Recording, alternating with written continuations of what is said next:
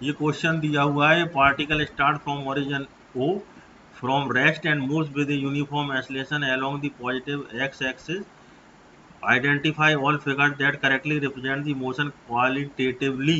A is equal to acceleration, B is equal to velocity, X is equal to displacement, T is equal to time. ठीक है, देखो constant acceleration है अगर, तो इसका मतलब कांस्टेंट एक्सेलरेशन नहीं है, एक्सेलरेशन जीरो है। ठीक है, क्यों? क्योंकि यूनिफॉर्म, अच्छा यूनिफॉर्म एक्सेलरेशन से है। क्वेश्चन ये कह रहा है कि यूनिफॉर्म एक्सेलरेशन है। यूनिफॉर्म एक्सेलरेशन का मतलब क्या है कि एक्सेलरेशन कांस्टेंट है। ठीक है, वेलोसिटी उसमें कॉन्स्टेंटली बढ़ रही है। ठीक है, वेलोसिटी कॉन्स्टेंटली बढ़ रही है तभी उसमें यूनिफॉर्म एक्सेलरेशन होगा।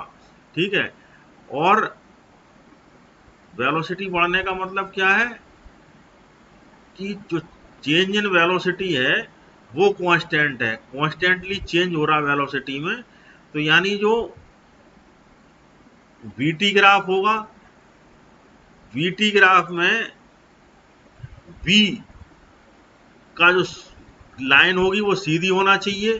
ठीक है, वी की जो है वो स्ट्रेट लाइन होना चाहिए वीटी ग्राफ में। एटी ग्राफ में जो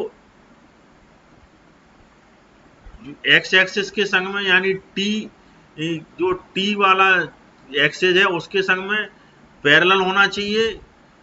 क्यों? क्योंकि वो एक्सेलरेशन कांस्टेंट रहता है। कांस्टेंट का मतलब क्या होता है, इस वाले केस में जो बात कर रहे हैं हम, कांस्टेंट का मतलब क्या होता है,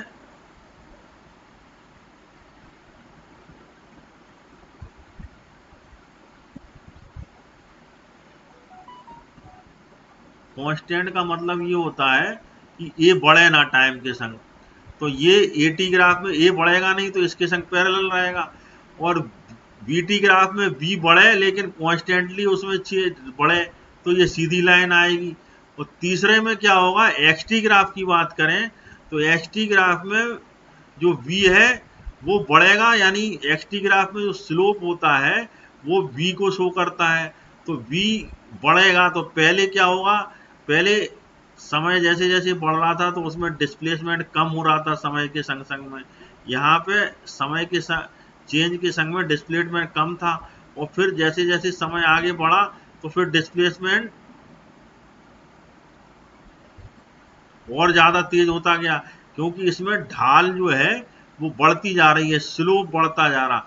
स्लोप बढ़ने का मतलब क्या है, वेलोसिटी एक्सटी ग्राफ में जो स्लोप होता है वो v is equal to D X upon D T होता है। तो यहाँ पे ये स्लोप है, तो स्लोप का मतलब क्या है, dx जो है ज्यादा बढ़ जाए और dt कम चेंज हो तभी ये v वैल्यू ज्यादा बढ़ेगी। तो इसमें क्या हो रहा है, जो खड़ा होता जा रहा है उसमें dx ज्यादा बढ़ता जा रहा है और dt में कम चेंज हो रहा है। तो इसका मतलब ये इसमें वेलोसिटी बढ़ रही है और कॉन्स्टेंटली बढ़ रही, तो इसमें भी यूनिफॉर्म एक्सेलरेशन है। लेकिन इस वाले केस में तीसरे में पहले वेलोसिटी ज्यादा थी क्योंकि पहले खड़ा था, और फिर वेलोसिटी कम हो गई, तो इस वाले में रिटार्डेशन लग रहा है।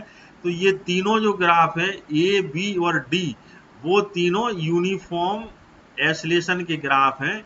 यहाँ से हमने ये चीज क्लियर कर दी। Thank you.